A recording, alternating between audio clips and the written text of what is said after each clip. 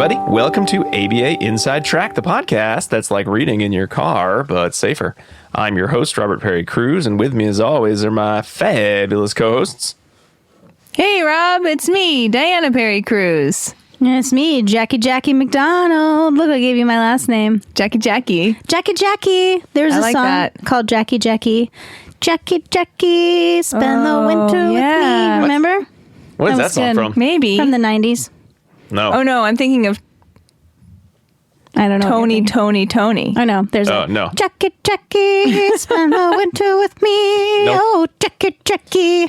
Nice. And I'm going to lose my mind. If anyone knows I don't know who sings it, but if anyone does, write in. abainsidetrack@gmail.com. Well, this isn't a podcast about arbitrary, obscure songs of God knows when. This is a podcast about behavior analysis and behavior analytic research, where every week we pick a topic and discuss relevant research articles, unless it's this week, in which case we don't do that. What do we do instead, folks? Irrelevant research articles. Irrelevant research. No, we reach into our research grab bag. That's right. Every now and again, maybe once a season, maybe to ring in the new year, we reach into the grab bag and we find some articles that are of interest to us that might be follow-ups from old episodes or unrelated to a topic, or we can't find enough articles on that topic to make an episode, and we discuss them here for you to hear our thoughts. And that's what we'll be doing with 3 Did you move into like related articles. haiku format there for a second? It's been, what happened? I don't know. Yeah. It's been a little while. It's been a year, right? It's been Here we a are. year. Now it's a new year. In the new year. We're in the new year. Yep. 2025 is my jam.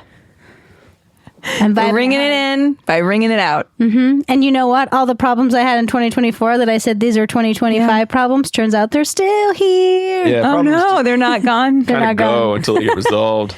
I thought it was a clean slate. Me too, 2025, actually. I clean woke slate. up and I'm a new person. Dinah, what are the 3? Oh no, we'll introduce them ourselves. I Ourselves. suppose. Oh, okay. It's been Okay. a while since we've had a grab bag. It does feel that way. I forget the arcane rules that we have created over the years.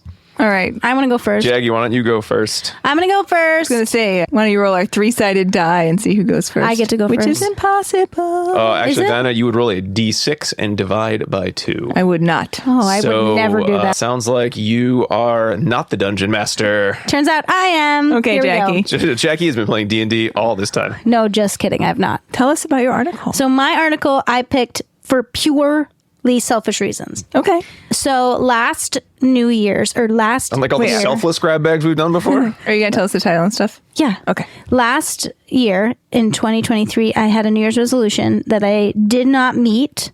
Boo. I know. And this year last year I did horrible. I didn't meet many of them. Right. And so I am rolling them over because usually I make all my New Year's resolutions. And so they're rollovers. One of them is have my dog be a canine good citizen. And that was not my fault. It was all of the stupid dog's training's fault. fault and the dog's fault. Well, because the trainers kept changing the dates. And so I couldn't do the things. And then the other one was to get the screen time on my phone down to 3 hours or less, including using Waze and music. Right. That's Oh, the thing. That's Yeah, so really hard. yeah. A lot of it adds up Right. for those types of things Right. where you're not really. Not really doing it. Yeah. So when I was perusing the articles, I found this one titled Effects of a Technology-Based Self-Management Intervention on Social Media Use in a College Student. And this was published by Magan Gandunu Hor and Campos. Did I do an okay job think there? so. In Behavior Analysis and Practice. So this was published in June. So it doesn't have a volume yet. And so I was like, oh, maybe this is the answer to my problem. And so I dug it out of the bag because I could see it glittering in the bag. And this is the one that I want to talk about. And just like me, other people suffer from overuse of their phone. The article starts out by talking about social media being a problem for the health and well-being for all, and it can especially be a problem and damaging for youth ages 13 to 17 that they've recently discussed. And there's really so many platforms to choose from. So, like I am on Facebook, Insta, and Threads, but there's also X, Blue Sky, TikTok, others, Reddit. There's so many that I don't even know about. And what the research says that 67% of people that use the World Wide Web, when they said that, I laughed. World Wide Web. That can't still be what I it's only called. asked Jeeves. I don't use social I media. love Jeeves. But most of them are on social media platforms. So Not me. I don't like know. social I'm media. proud of you. I don't even need this There's article. Throw it also away. Snapchat. Oh, yep, Snapchat. Yeah. Forgot about that one. I'm going to take a nap. I don't even need to know this information. But research has suggested that college-age users may be on their phone around 7.5 hours a day. What? So I clock in around 3.5 hours, including Waze, and I really wanted it to be 2 hours this year, and I did not. I got like Waze really three and a shouldn't half. count. I know, so I need to change it, but still, I was using it more than I wanted to. What about you? Yeah, mine is higher than that. But Okay. it is Waze. And then my walking app is on a lot, and that counts against me. And then I listen to podcasts on my phone, and I think that is also counting against me. Right. So I'm not like looking at the screen. I'm doing other things during all of those times, but they add up. Yeah. So And I also look at the social media too. Right. And it's part of my job for Yeah, I this job. use my podcast player for like an hour a day. That doesn't seem fair. yeah, but that's okay, right? So they're specifically looking at social media use on social media platforms. Oh, I'll tell you my social media use. Hold on one second. It's 0. Is it 0? Well, it's a little bit of a luxury for you, though, I use Reddit for 1 minute. to be able to Yeah, do that. that's true. Okay. How is that a luxury?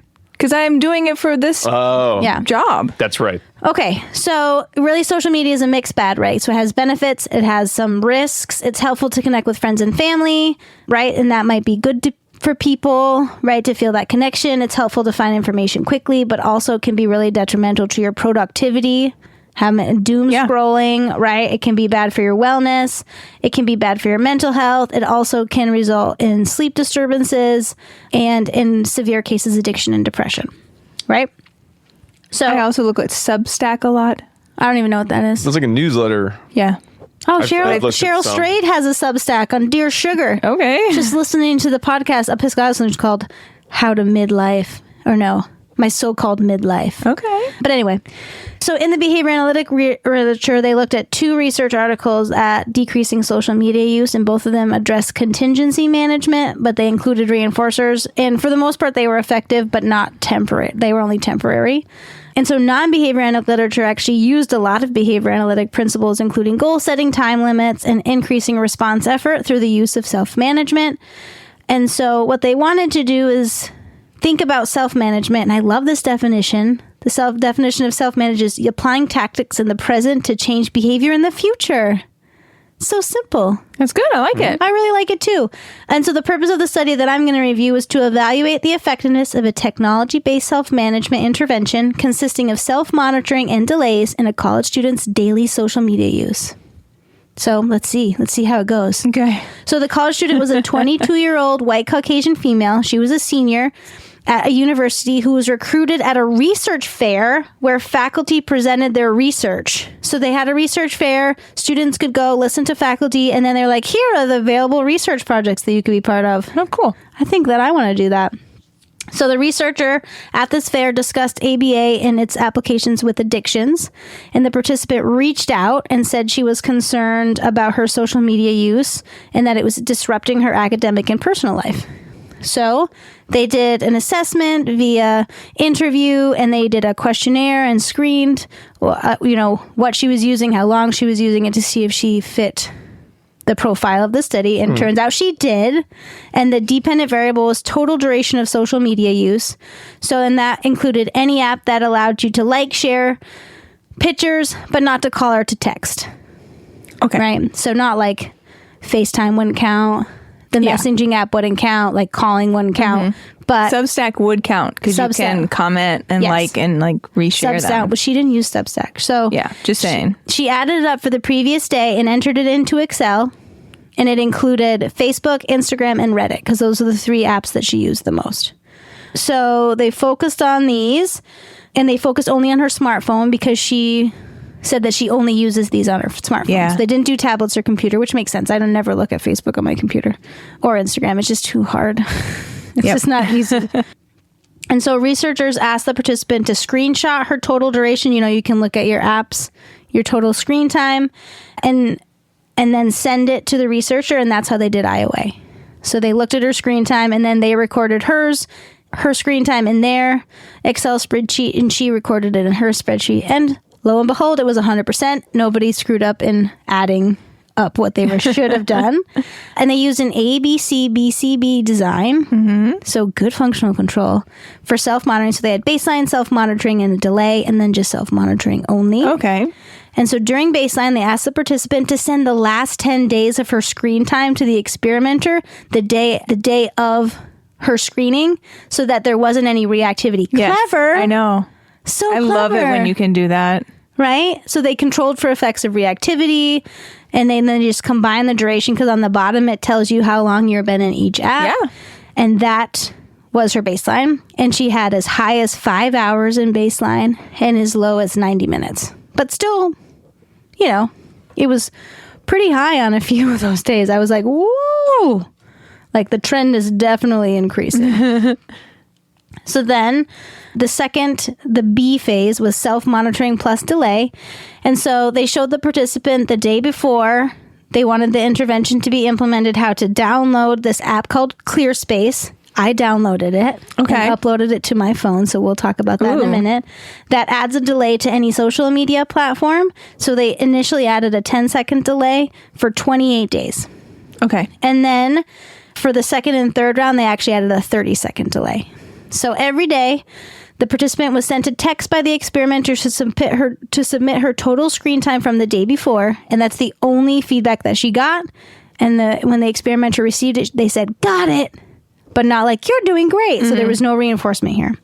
And so the self-monitoring was like looking at her duration, and also the delay was that when you go to the app, like say you're going to go to the Instagram app, you hit the Instagram button, and then the ClearSpace app pops up, and it makes you do something for 10 minutes. Like mine makes me breathe in and out. minutes? Or 10 seconds. Okay. Makes me breathe in and out, and it's like, are you sure you want to go to the app? It's like mindfulness-based social media. Or then it's like, never mind. And you can like set like how long you want to go. So I just got into that. Ooh. Yeah. And then self-monitoring was the same without the ClearSpace app. Okay. So just like looking at being aware of like how much time you're there. Basically being in the study. Yeah, basically being in the study. So they did follow-up at 7, 10, 12, 17, 20, and 30 days. So it's important to note that the experimenter did the same. They texted the participant to ask for screen time. And the participant was told there was follow-up, but wasn't told when. So she didn't know that at the 7th day or 10th day that they were going to ask. So the graph is beautiful. Along the x-axis is sessions. Along the y-axis is total duration in minutes. And baseline is super high, right up to 5 hours. Once they incorporate the self-monitoring and 10-second delay, the first day is pretty high at 100 minutes, but then it drops down to below 50 minutes. Wow. And Evelyn's goal was 1 hour a day. That's what she found was reasonable. When they took out the ClearSpace app and just did self-monitoring alone, it did increase, but not back to baseline levels. And then when they reverse back to the delay of 30 seconds, she actually had 0 minutes of app for 28 days. Wow. Yep, and that was also replicated in the third C. So they don't know if once she got to the ClearSpace app, if she hit Nevermind to go to the app, or if she actually just didn't go, but they saw it was very, very effective. Wow. Yeah. So they said that the usage went from 5 hours to around 19 minutes overall, and it was a 93% decrease relative to baseline. Wow. Yeah, so that's beautiful. It was also effective of a 30-day follow-up. She had 0 minutes on her app, and they could check, right, to see if the ClearSpace app was used or not. So that was cool. And they suggested that as the delay increased, the function of the reinforcer for the social media decreased. Right. So, right, she's like, I don't want to breathe. Or like, I don't want to, it's fine. I can just never mind. And I did it today too. That's so cool. Was on my phone, and I was like, I'm just going to check. And it's like, breathe in and out. And I'm like, never mind. Yeah. So I turned it off. So I'm going to try it. Yeah. So is the sense that it's just a matter of social media's ease is part of sort of the reinforcement sandwich, and the second it becomes hard, you're like, this actually is not that important in my life? Yeah. Yeah, and it just, if you were the response ever, and like, right, you have to wait, and you don't want to wait because it's about, and like, you're trying to avoid something. Yeah. Yeah. Right? Mm-hmm. So if you're not avoiding anything, it's not worth it. Yeah. But yeah, so that was a really cool study. And I just was so That's super cool. excited about it. So I have a couple questions. How did they find out about the app to start with? Or did they make the app? No, they didn't make the app. It's like a available app. There's a lot of those kind of like mindfulness type or block this and there's Well, like I have really one tons of those for apps. that's like called Forest, and you grow trees when you're working, which I may Oh, have I like talked about that. on here Yeah, before. this is like more like a self-monitoring. Yeah, my Well, student. no, it blocks you from using your phone. Another one that my student's using after he read this article, which was so fun because I had read it, and then he's like, I just read this article. I was like, oh my God, me too. He uses an app called The Minimalist. Okay. I'm going to try that one out too. But yeah, Cool. And then why did they decide to publish with just the one participant? they didn't say. Maybe. Because I'd like to see this They got bored. replicated. Just thought they published. I think maybe it's a pilot. Right. Like maybe there will be more research I bet there'll coming. be more. Yeah. They were like, They oh just my wanted gosh. to get it out there Because fast. it's beautiful and there's not Right. a lot. There's a paucity of research. Right. Mm-hmm. I love that. Although I would have liked it if they mentioned Guinness and all. I was just going to say, Yeah. there's not no research. Yeah, but that's not on decreasing social media use. So that's increasing actual activity completion and using Yeah. technology as like a Right. It was break, staying but- on task during studying. Yeah, but still, they could have mentioned it. But only it's because I did that one. So I'm just. I know. But yeah, so I thought it was really cool, and I can't wait to see if my data match Evelyn's. Wow. Oh, and her social validity was amazing. Well, She you would was, think like, if so someone said, happy. I Right, and really she- want to use less social media, and then they did to that extent, they'd be like, yep, loved it. Yeah, I mean, she is self-selecting into this study, but I think a lot of people do want to decrease their social media. Yeah. I'm going to download the app, I have it. but downloading this app's going to count against me in my total minutes on my phone. Just kidding. What's it called for the audience? It's called Clear Space. Clear Space. Oh, there it is. Yeah. And does it work it works for whatever you set it to Yep. block, or was just social Yeah. media? I Yeah. thought it would be prettier. Yeah, it's not. I mean, it's like dark. It has 5 stars Yeah. with 5,000 reviews. Oh, that's pretty good. All right. What did you talk about, Diana? Cool.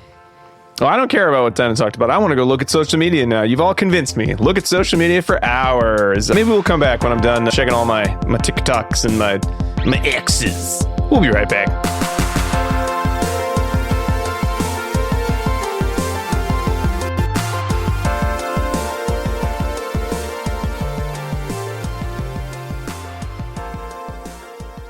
Hi. Do you want to be a BCBA, also known as a board certified behavior analyst? Sure, we all do. Now you can come to Regis College in Weston, Massachusetts to get your graduate degree, just minutes outside of Boston.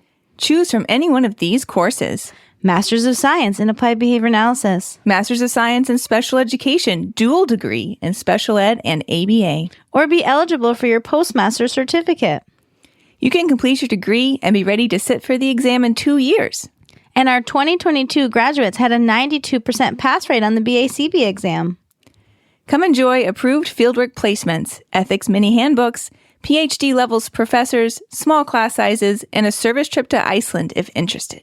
And don't forget, our program is accredited by the Association of Behavior Analysis International, or ABAI, as a Tier 1 master's degree program. Don't delay, supplies are limited. Learn more at regiscollege.edu. Again, that's www.regiscollege.edu. regiscollege.edu. One more time, www.regiscollege.edu. See you there. Bye.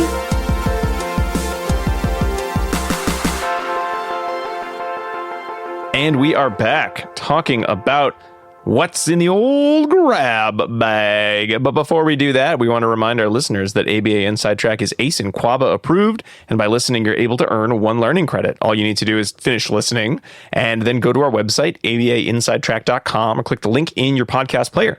You're going to need to enter in some key information like your name and such, but you'll also need 2 secret code words, which are also in the grab bag. Let's reach in and find the first one. Here it is. Crinkle, crinkle, reach, reach. The first code word is Mars, M-A-R-S, the red planet, or the candy company. Candy Company. What do they make? M&Ms? Yes, they do. Probably 3 Musketeers. Blech. Yeah, 3.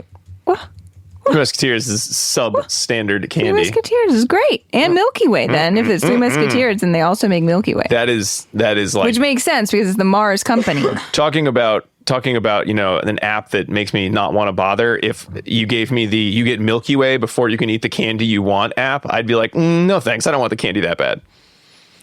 But the code word is Mars. It actually came from a game called Terraforming Mars. Oh, that's what you're looking at? Yep. All right. So when last we left off, before I went and looked at social media and we took a break, Diana was going to reach into the grab bag. So Diana, I'm done. Social media, didn't have anything for me. So I'm back now. What do you got? Okay, so my article is not about social media use, and it's one that I picked because I just thought it sounded cool when I read the title. And I'll tell you the title too. It's using a brief experimental analysis for writing speed intervention identification, which sounds like a lot of words thrown together. And I was like, what are we going to talk about in this article? It's also a brief report, just like Jackie's, with just one participant. And the authors are Schmidt, Krantz, King, Vetter, and Maruska. And it was published in Behavioral Interventions 2024. It's also hot off the presses. When I chose this article, I just based it on the title, and then I opened it up and I saw who the authors were. And guess what? What? The last author, Katie Maruska, is a Regis alum. Oh. Yeah. But this work, she participated in this before coming to Regis. So she did this as an undergrad. Wow. Through Kennedy Krieger. And she's now in a PhD program. Yes, she is. So shout out to Katie and all the other authors on this study as well. Hello, folks. We miss you, Katie. So I don't think we've ever talked about this term, brief experimental analysis, on the show. I don't think BEA. So. No. They threw it around like, oh, everyone talks about the BEA, but I don't feel like I know about the BEA. You got the BEA.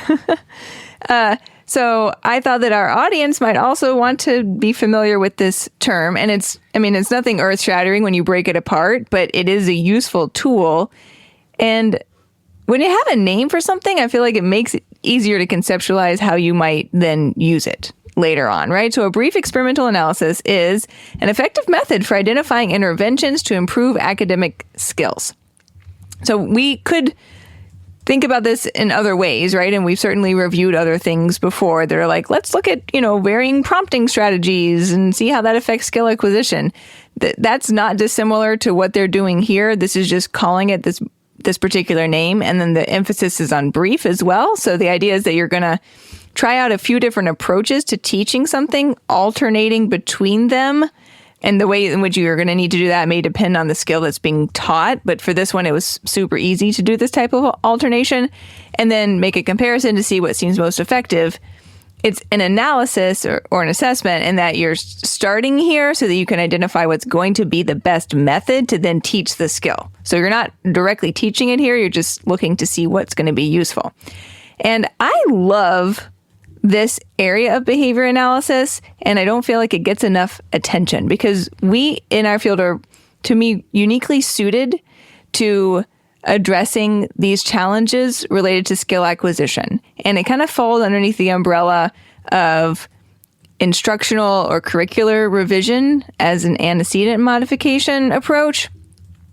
And we're really good at this stuff. We are. Right? Yeah. We're really good at taking a look at what's going wrong if someone's not learning something and figuring out, I say like you're putting your detective hat on, right? Figuring out what is the piece here that could be going wrong. And there could be a million different tiny pieces, but we are really good at identifying what those could be because we have a solid understanding of how environmental arrangements and varying antecedent stimuli can influence responding. So could it be something that's not working for the discriminative stimulus, something that's not working for the prompting strategy, something that's not working for the stimulus arrangement, the salience of the stimuli, etc. All of these components can affect skill acquisition, and some of those could be summarized within this type of brief experimental analysis if you're like really getting in there and trying to do nitty-gritty work and sort out what's going to be the best approach to take. So we focus a lot in our field on behavior reduction strategies for dangerous behavior, but I also think we have quite a lot to offer on the skill acquisition side. And I encourage folks to remember that and like put themselves out there in that way to say, hey, I can help look at learning, right? That's what we do is examine learning. So I liked this article for that reason too. Now, the context here is that there's just one participant. It's a 16-year-old student. Her name was Ellie in the study, and she was at an inpatient unit for examining her significant aggression and disruptive behavior. So that was the primary reason why she was there. But while she was there, there's also, other things that are going on. So they noticed that her writing speed was really slow, and it was slow enough that it was of note to everyone who worked with her, her teachers, her parents, and it was something of a concern or a challenge because whenever she needed to write something down, it was taking a very long time to do it, which was preventing her from doing other things. And they really weren't sure why it was because she had a strong verbal repertoire. She engaged in complex language. And then in terms of writing, she could produce correct letter formation and spelling. So they didn't think that it was, maybe like that type of issue. It was like kind of this other thing. And so since they were there in this setting, they said, let's take this opportunity to do this type of analysis and break it down. So that's what they did in this study. What they were looking at was letters per minute in a little short session, 5-minute long sessions, but they did them 4 to 5 times a day. And I'm going to explain to you what those looked like. What they were asking her to do was write down words. And so these words were either already printed on the worksheet, there were 5 of them per session, or orally read to her, depending on the condition. And she was just asked to write down 1 word at a time. And that was it, right? So that's honestly what they were measuring. They were then took the words, looked at how many letters were per word, broke that down to make letters per minute. And in case you were worried, they went to great pains to ensure that it was all equal. I love it when they do that. 5 words per page, 5 to 7 letters per word. And the words were picked from words that Ellie already knew, but then they put it through a random word generator. Of course they did. I know. Of course they did. Somebody got super excited about the let's put it through a random word generator, right? Yep. So you know that someone was a big nerd on this author's list. And they made sure that it was all equal across the worksheets, etc. The reinforcer was pre-identified because it was the thing that Ellie liked the most. Guess what it was? What? Her tablet. Yep. Because everybody loves tablets. iPad, tablet. Yep, exactly. Her social media use was high. Exactly. I think she got 5 minutes of access. That one point that was slightly unclear to me, but I'm pretty sure that's what happened. So that was our setup. Now we're going to do the brief experimental analysis, or the BEA. I wish it was called the bow. Oh, like BEAU? Yeah. Then you could be like, I love my bow. Anyway. That's cute. It's set up like a multi-element design, right? Because I already mentioned that you're going to be alternating sessions. So they did that. They had an initial baseline, and then they also had baseline alternated with these 4 different potential approaches. In baseline, she got a sheet of paper, and they said, we're going to write words for 5 minutes. Do as many as you can. That was the instruction there. So the words were already printed out. There was no guesswork here. It was just like copy the word, basically. And so that was our baseline session. There was also a session called tracing. Here, the words were also on the right-hand side. And then on the left-hand side, it was the word, but with dotted lines. So you just traced the word. Then there was oral, which was spoken word. So here the page was blank, and the person stated the word, and she needed to write it down, which seems like a different type of skill. I agree. And then there was the fixed ratio condition. So in this one, it was for every word you write. They were printed on the right-hand side. For every word you write, you get a check mark. Each check mark will equal 1 minute on the tablet at the end of the session. So that was my sleuthing to figure out she must be 5 minutes. Good job. Thank you so much. I would have been like, math, I don't know. And then the last session, type was different. So this was called RDRM, but let me tell you that means response dependent reinforcer magnitude. Here, she was given 7 words instead. And rather than it being a 5-minute session, the timer was set for 12 minutes. And they said, write the words. When you're done, you can spend the remaining time on your tablet. Ooh. Yeah. So again, they're like planning on it being 1 word per minute with 5 left over. But if she did it faster, then she'd get more time. I like that. Yeah. Okay. And so through this analysis, and so these were alternated, like I said, in a multi-element design, so assessing these varying conditions. They included these the way that they did because they said that the tracing and the oral conditions were intended to identify if there was a skill deficit. So that's kind of what I just referenced. They did that first because Yeah. I think it is so quick to go to, well, let's just figure out what reinforcement without actually asking, wait a minute, is this even a skill in this person's repertoire? Are we just setting them up to fail? So I'm glad they added that phase. Exactly, because we also know that just having a strong vocabulary doesn't mean that you can then transpose words either from another textual cue or from an auditory cue. It's that they do seem to operate as independent response classes. So they were doing that to test for those, if there was skill deficits there. And then the fixed ratio condition and the response-dependent reinforcer magnitude conditions were intended to identify if there was a performance deficit, which kind of basically to me means was there a motivation deficit going on here. So that was our basic comparison. And then there was an extended treatment evaluation in which in phase 1, they chose out of the 4 types, the one that had the highest and the lowest letters per minute. And they did a quick alternation of those with the baseline. And then in phase 2, they chose the 2 conditions that had the highest letters per minute and did a comparison of those with the baseline. Okay. So that's what was set up in the initial analysis. We had the 5 different conditions going, which were baseline, tracing, oral, fixed ratio, and then the RDRM, which was the 12-minute one. And they looked to see which one produced the highest number of letters written per minute. I'll tell you them in approximate order. Tracing was lowest. Tracing's the most boring. I'm with you, Okay. Ellie. Then followed by baseline. Then followed by oral.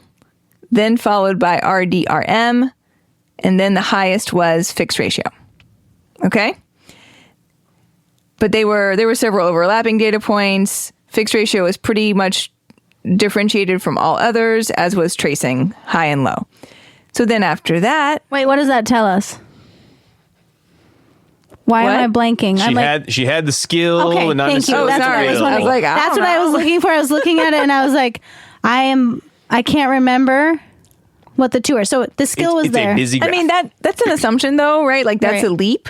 All that I would say that this tells us is that the tablet was motivating and it was clearer that it was functioning Okay. as a reinforcer That's what I was when asking. the check marks are being provided. Yeah, the graph is. I mean, it's a nice like multi-element design graph because you do have some differentiation. But I blanked, and so Yeah. I just need a little help But who knows, right? Like, tracing was lowest. because it's boring. Potentially because it was boring, but also like even though and I was going to say this later, but even though we see this differentiation here and we're able to analyze this, we still don't know why she was slow at writing Right. beforehand, right? That's true. I wouldn't consider this a functional analysis of slowness of writing. Right. So it could be a lot of reasons. It could be that the entire thing was really boring. It could be that And RDRM wasn't the highest. it was not, Which is in interesting. this analysis. Yeah. Yeah. It could be that doing this meant delaying other things that were harder, right?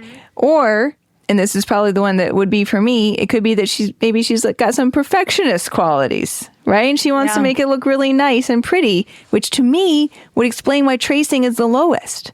Yeah. Because you're trying to like make it map on. See, now I think that could be, but I think you're also jumping to a bit of the I conclusion know, I said as for me. well. For me. To me, this looks very much like this is a student who can write, does not want to for a reason. It's not all that the student cannot do it or that is very difficult. And when there is enough motivation to engage in this task, will write. Now, this doesn't rule out something like, what about writing about a preferred topic or a non-preferred? There's a lot of other variations we don't know. you need to know. This is like, yeah. However, the at the end of simplest the day, writing, the student can write. And if there is enough reason to write, will write. I feel like that's me going to my job. Jackie can job. Jackie can job. But With is there enough enough motivation, reason will to job. Okay. And then they did a back to baseline. They did the phase 1 comparison, which was the fixed ratio versus tracing versus baseline. Tracing was lower than baseline, which holds to my theory, but also fixed ratio was higher. So that, held water. And then they did the phase 2 comparison. Maybe it just means she hates tracing more than anything. I would rather create my own words than trace. Maybe. You're right. She's an artiste. You're right. Right. Yeah. Don't tell her what to do. She's her own lady. I know. Yeah, maybe that's it. I It's like, respect I that. don't want to trace. Right. See, for me, I'm like, ooh, tracing. Yeah, I like trace. I do fine. And then in phase 2, they compared the two highest, which was fixed ratio and the RDRM, where she had the leftover time. And those were undifferentiated high in comparison to baseline, which was stable and lower. Which is interesting, though, because I know you're not supposed to do this, but I usually do. If you compare the rates in phase 2 to the rates for the initial multi-element, they're very similar, right? Like they're both in the high 20s. So it's not, or in the moderate 20s. So there wasn't a change in response rate, right? Like she didn't instantly. She did not increase over time. Right. You mean? No, she Yeah. did not. And 20 letters per minute is not fast. Right. It's not fast. It's 3 seconds per letter. Yeah. So. Yeah. It's And pretty that's the slow. fast. That's the Yeah. fastest. So, the lowest is saying. around 5 letters per minute. Wow. That's slow. Yeah. So to give some perspective on why this was targeted. Yeah. It was That is very slow. it was very I slow. want to observe what this writing looked like, because the Right, idea of if beautiful. someone said you're going to write five words, and I was writing a letter every, Louise, like 5 letters per, how many minutes did you work it out for? 5 minutes. 5 minutes to write 5 Oh, letters. no, sorry. No. Oh. What? Say it again, 5 or Rob. 12 minutes. Oh, What? just, I imagine at some point it would take so long to write the letters that I would be like, I'm going to lose it. It's so boring. I'm just sitting here writing letters and it's so slow. Yeah. And I don't know. I Yeah. want to see, like, was she struggling? Did she seem 5 stressed letters out? per minute was the slowest.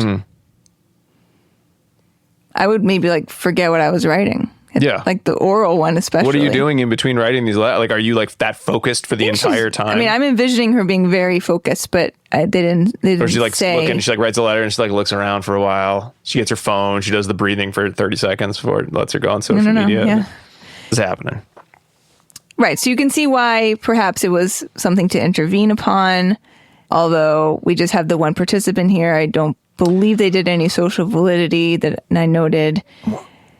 Yes? What? Why is this a study? What?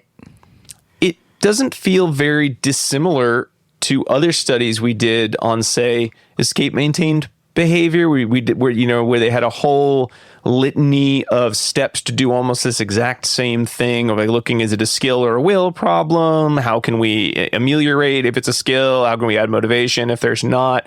What's different about this other than the use of the multi-element and the addition of the tracing to sort of try to mush some of those components into Well, I don't know about the tracing, the one but intervention. Well, yes, it's the issue it's that you an can't write application or of this don't want to particular write, or some combination. style Mm-hmm. of experimental analysis to the skill acquisition question specifically, which I think is a very useful demonstration of how one can test quickly for best practice. So yeah, it's not that this hasn't been done in other ways. The unique thing here, I think, is that the behavior that was in question was one where they could do this type of rapid alternation and not run into challenges that you often do, and that you end up trying to teach multiple stimulus sets and need to use an adapted alternating treatments design. None of that was happening here because the behavior that was being utilized was truly a free operant and didn't really require skill building in that way, right? So the behavior was already within the repertoire. They were just attempting to change the speed or the, basically frequency with which it was occurring. So that allowed them to do this rapid alternation much easier than if it had been something a little bit different. So I think that this is a unique application, one, again, that we don't talk about a lot. So I found it to be useful. I don't find it non-useful. It doesn't seem too dissimilar to a lot of other types of studies. Much research is not dissimilar to other types of research. No, but in a way that strikes me as, haven't we done this before? Hasn't there been like a study exactly like this? Like it doesn't feel like it's much of an extension. I might be missing something. Nor do I think it is not valuable, but I sort of would love to see, okay, well, what can we do with this now? Is this better than some of the current systems for assessing skill deficits related to writing and kind of motivation for writing? Well, I didn't even cover like the background part of this study because I was just trying to get to the the procedures, but there's just not a lot out there either looking at this type of skill. So I think that there were multiple ways in which this was a novel application, and I found it to be quite useful. It is true that research builds upon other research, so you only need to make a few small tweaks for something to then, warrant publication as an extension of previously established research. But to me, it involved a lot of different applications, different uses. I thought it was cool. The BEA. Okay. Well, it's my turn. Let's see if mine gets the same level of concern, because mine is very similar to other articles I've read, so perhaps I should have remembered what my article was before commenting. Now Diana's going to rake me over the coals. Okay. So I chose an article called All for One and One for All, mostly because I love the title, The Good Inclusion Game by Graham, Keenan, and Dillenburger. And that was in Behavioral Interventions 2024. And it is an extension of research on group interdependent All for design. love and what was the Three Musketeers?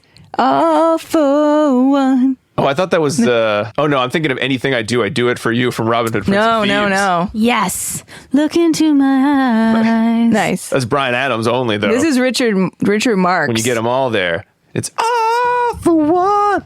Is that it? For all. Oh, sorry, I'm a little pitchy there. Never gonna find out. I don't think that's how it sounded at all. Okay, well, that's my song. Copyright me. It's really great, I'm sure.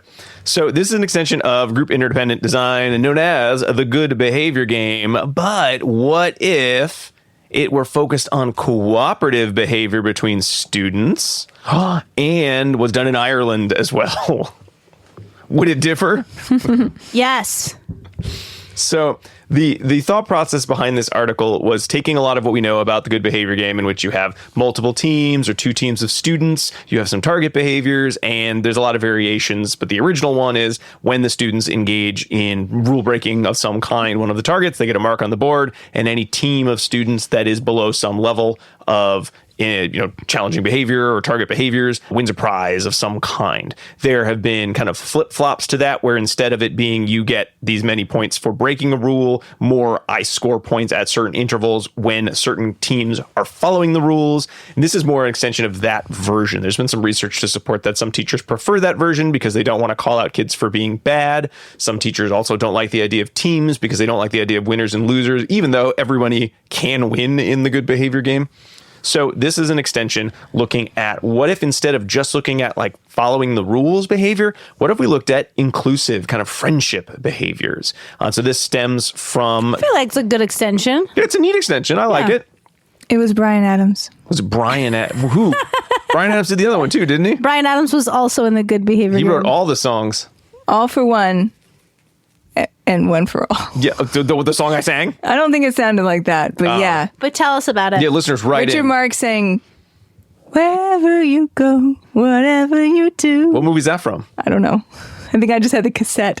Oh, okay. Okay, you want to talk about the good behavior game, I hear. No, I want to talk about the good inclusion game. Okay. You missed my beginning because you were too distracted looking up this arbitrary thing. Anywho, there was recently in Ireland, the Special Education Needs and Disability Act of 2016 had been passed, in which there's a real kind of rededication to having students receiving the same educational content and experiences with supports when needed. And also a view that many students with special education needs, or SEN, which I like much better than SPED, special education, I like it too. which has such as a negative connotation. It shouldn't, but I think people have often used it in ways that are kind of derogatory, and SEN sounds kind of Irish in a way. That could be the case. Anywhere. But anyway, we like it here. Maybe we should flip flop. So in Ireland, they can use SPED, and in America, we'll use SEN, and everyone will say, "Ooh, I love these new terms," even though surprise, they're old terms maybe. But in any case, there's a real acknowledgement that students with special needs can be bully targets or socially rejected in classrooms because of those needs, because of some of their disabilities. So what if we took the good behavior game rules, and instead of it being about, hey, sit in your seat, hey, raise your hand, it was about, hey, share with your friends. Hey, include them in conversations. Hey, talk to them a little bit more. Initiate social interactions, right? So here was how do we increase inclusive behavior. And there had been one previous study by Coyle and Dillenburger in 2019 looking at taking this group contingency and having the reinforcers delivered contingent on the children engaging in behaviors like communication and sharing. And it was one of those kind of magic studies where the results were, yes, we did see an increase in inclusion. We also saw increases in social participation for students with and without special needs. And we also saw decreases in disruptive behavior, even though that wasn't the point. I think me and Dillinger would be best friends. Dillenburger? Dillenburger. I think we'd be besties. Why is that? I don't know. I just feel like it. You got it. You got that sense? I got that friendship vibe. Okay. There you go. I mean, they did a study all on increasing friendship skills, so I suppose it's something they care about. They were like, I guess we have to study this now. Like, oh, I hate friends. Even though we hate people, but we'll do this study. I'm pretty sure they really were into the idea of friendship and making friends. So our current researchers said, well, we've got teams, but the idea of let's increase inclusive behaviors, and we've got two teams kind of against each other, but not really against each other. What if everyone were on the same team? It's a real snowflake idea, I guess, but let's see what happens in the research, shall we? So we'll have one team. Does it work the same? So this research took place in a small town in Northern Ireland in a classroom with 6 to 7-year-olds and 27 students. 4 of those students had special needs. There was one male teacher, and they had a target. Wow, it's like a unicorn. Yeah, really. Male teacher. They had one SEN student who was sort of the target. He was a 7-year-old autistic student with mild learning disability. I was a little unclear because it seemed like they were taking data on all the students, but then sometimes just this student. So I was a little unsure of exactly why they only wanted to have this data on one student. Maybe it was samples, but they didn't show those in the research. So I'm not sure. They seemed like they had everything they needed, but they didn't necessarily report on all the pieces I would have thought. Usually when you have that one student, you only have that data, but they kind of had all the data. So it was a little strange. So the targets of intervention 2 layers of data were initiation and sustained interaction, meaning students asking for information, asking for items, offering or asking if others needed something, they needed help, any sort of positive or general comment. So that was any sort of interaction. The sustained really had to do with it was some sort of a response that maintained an interaction. And if there was 5 seconds without an interaction, that became scored as a new interaction.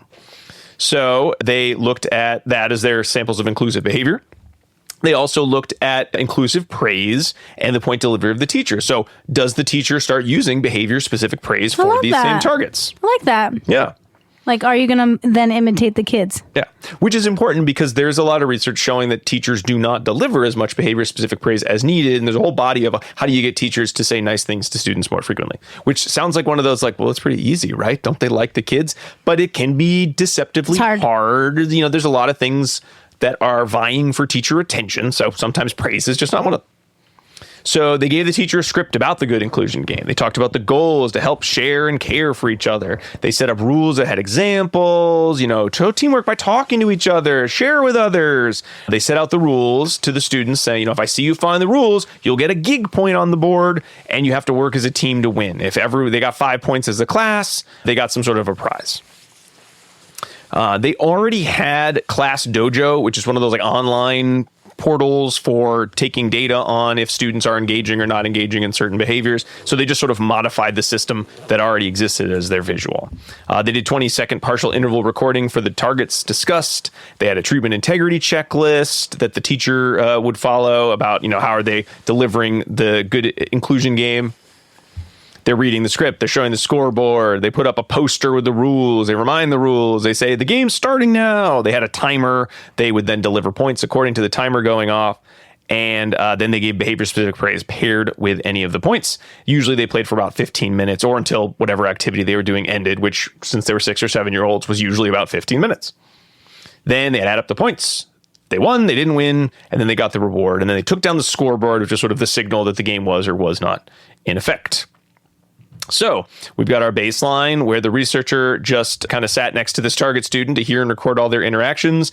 And then they just kind of watched a bunch of lessons. They specifically chose, I think this is a good idea because classroom data can be very difficult because there's so many different activities. They specifically chose lessons where the students actually probably would have interacted. So, silent reading would be a crummy lesson to take data on because the children would get in trouble for constantly talking to their friends.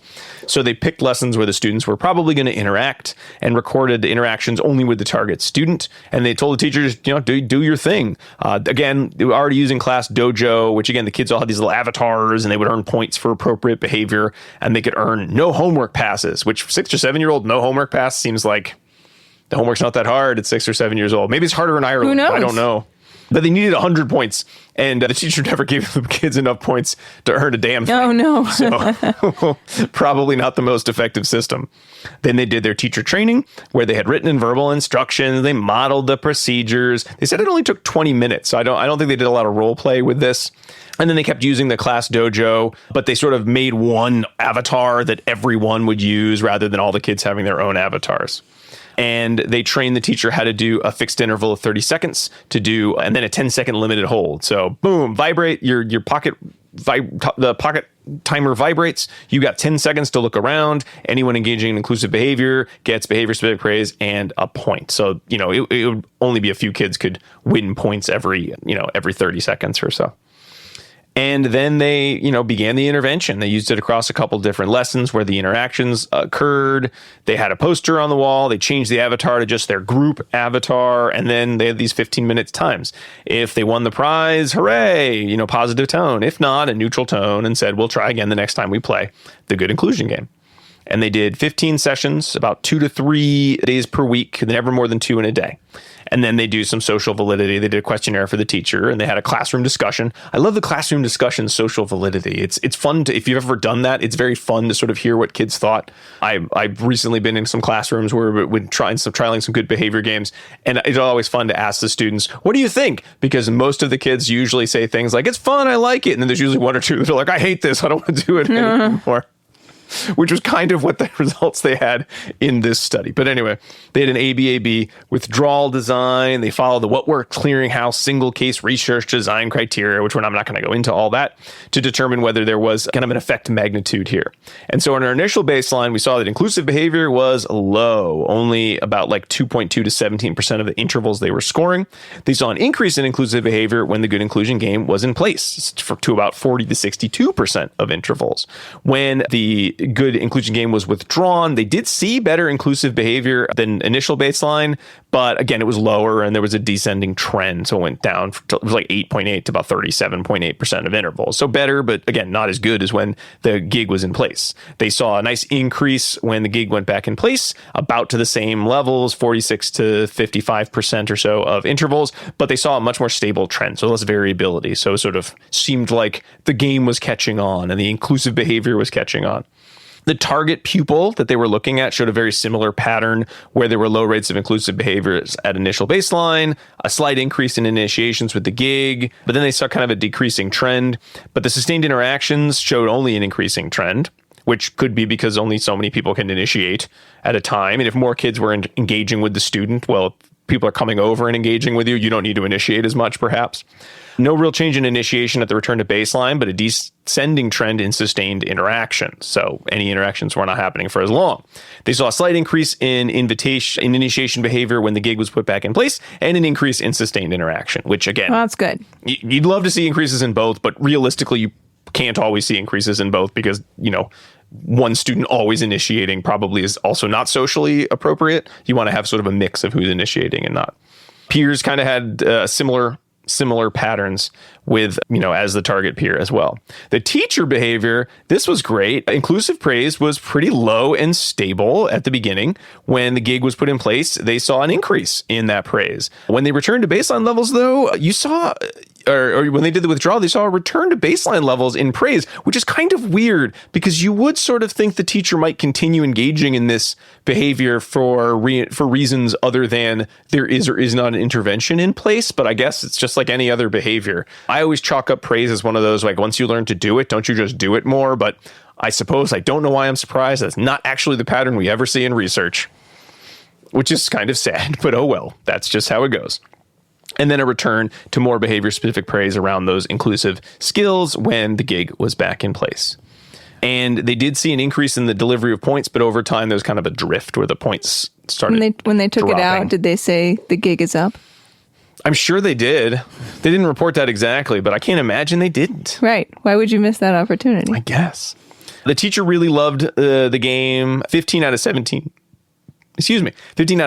students enjoyed the game, including the target student with educational needs. One said they didn't like it. One said, I don't know, it's boring and too much work, which is odd because they were going to do the work whether or not they were doing a game or not, but hey, whatever. But a lot of kids said nice things like, I love sharing. It makes people happy. I love that we get to help each other, which is really sweet. So the design, also met the What Works Clearinghouse standards with reservations. So this was a good research study in that regard. So would you want to add the gig to your classroom to work on social emotional learning skills, including inclusive skills? I would say this is very promising in that regard. I think one of my issues with social emotional learning is if you don't define the behaviors that you're looking for explicitly, this can all sort of fall apart in the wash. So as long as you're doing that, which they did here with inclusive skills, I think this could be a really nice way to sort of add a good group design that isn't focused only on appropriate class sort of social school readiness behavior and really more looking at some social behavior. So good idea. And it doesn't seem that you need to have any competitive contingency at all. I'd really love to see, and the authors wanted to see, what if we put the two again? I know it's against the spirit of the design, but what if we put the one team good inclusion game against the multi-team good inclusion game? Would one do better than the other in terms of increasing inclusive behaviors? Because that would be interesting. Also, would the gig be a good alternative to just doing lots of other interventions around behavior-specific praise? Because we did see an increase in behavior-specific praise while also an increase in the students' social behaviors, which, ideally you would probably see that. One. Yeah, but you might see that if you just trained behavior-specific praise to the teacher. So that'd be another question that one could ask. Also, some questions about how good do teachers have to be at delivering the points while still seeing an impact, which reminds me of a lot of the studies that, we looked at when we did some episodes on stereotypy, where you could get down to like 70 to 80% procedural integrity with, I think it was response interruption redirection specifically, and still actually see effective treatment gains. So does it matter that the teacher's missing Right, points? but there's a different mechanism at play there than here. So you might not see similar efficacy. No. But how much? Because I think anything that's sort of like, if you can do this about 80% correct, you will still see great results, is going to get more traction than if you don't do this perfectly, it won't work at all. So again, I'd love to sort of get a little bit more, maybe some like parametric analysis kind of work on that. Yeah. I like that. And again, so is this something that teachers will like more? Because some teachers do like to have the teams in certain research. If you did this for longer, would you see more social skill generalization? So a lot of fun questions that you could do. And the authors, even though one could say this is just the good behavior game again, do feel that there might be a value in having the good behavior game as sort of this umbrella term under which we have lots of individual variations that are focused on specific behaviors. So the good inclusion game, another one they mentioned is the timely transition game, which sounds like it's probably from Britain. It sounds a little British, perhaps not. But there's just lots of ways you can use interdependent group contingencies that aren't just the old 1969 version of the GBG. Do you think they wanted to title this article #GigLife? No, I think they liked All for One and One for All because they heard that awesome song in their head every time they were writing it. Why not both? Just put it all in there. All for One and One for All, #GigLife, the good inclusion game. Yes. I think at some point the editors would My be only like, feedback. we're rejecting this paper. All right, that's enough. Churlish. This was really cool. Yeah. I did not want to hear about the GBG again, but I really liked this article. See, that's how you give constructive feedback to your podcast partner about the article that they chose. I'm sorry. I just thought it was worth mentioning. Anywho, that's the end of our grab bag episode. That's the end of our podcast. We're so close to 300, but I had to call out the article. My bad. All right, we're done. We're done. That's it. There's no pairings for grab bags. There's no pairings. Hey, I think sometimes when we do grab bags, it's like 3 articles and they're kind of interesting. This did feel a little more cohesive in terms of we all picked articles around interventions that, you know what? I think we all kind of said, I kind of want to try that, or that might be kind of useful. So that was nice. I think we'd love to see more with academic / reinforce, motivation assessment, more inclusive behavior increases, and then also looking at decreasing social media. I actually had a couple thoughts of students who really are struggling with how easy it is to have screens in schools, where screens are now also your textbook. And hey, guess what? I can also look at my social media instead. Would this be something useful for students who are struggling to maintain focus, or not, because perhaps they're not maintaining focus because the work is boring compared to what they can see online? But for students who are just sort of struggling with that, would that ClearSpace app be helpful? So some things to try. I do feel like we all have a type of article. I mean, I sort of picked mine because I picked 2 articles, the last grab bag, and I was like, which one do I like? They both have hilariously awesome titles. And then I said, wait a minute, we'll do another grab bag someday. So I kept this one in my back pocket. But yes, I usually do. That's why it's so crumpled up. I snuck it into the bag when no one was looking, so I could do it. Well, that's the end of our podcast. Thanks, everybody, for listening.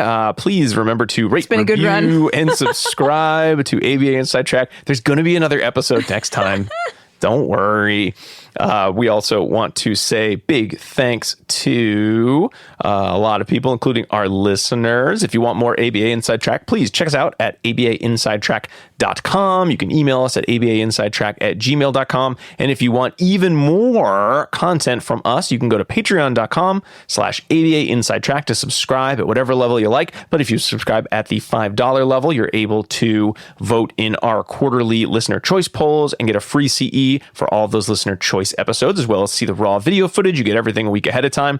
And if you want those special 2-hour-long book club episodes, as well as 2 free CEs, you can join at the $10 level to get all of our book clubs right when they are released every season. We just released our episode on The Science of Consequences by Dr. Susan Schneider, who we also had as a part of that episode. You may have heard that in the preview feed. And soon we'll be coming out this spring with our next book club on divergent minds. So look forward to that, but only if you're subscribed on patreon.com/ABA Inside Track. Well, we also want to say thanks to Dr. Jim Carr for recording our intro, outro music, Kyle Sturry for our interstitial music, and Dan Thabit of the Podcast Doctors for his amazing editing work. Oh, yes, and we almost forgot. You probably want the second secret code word for CEs. Well, I'll tell that to you now. It is freelancer. FREELANCER. Freelancer. I don't know where that word came from, but it's on the list, so I'm reading it now. And with our code words out of the way, that brings us to the end of the podcast. We'll be back next week with another fun-filled episode, but until then, keep responding. Bye! Bye!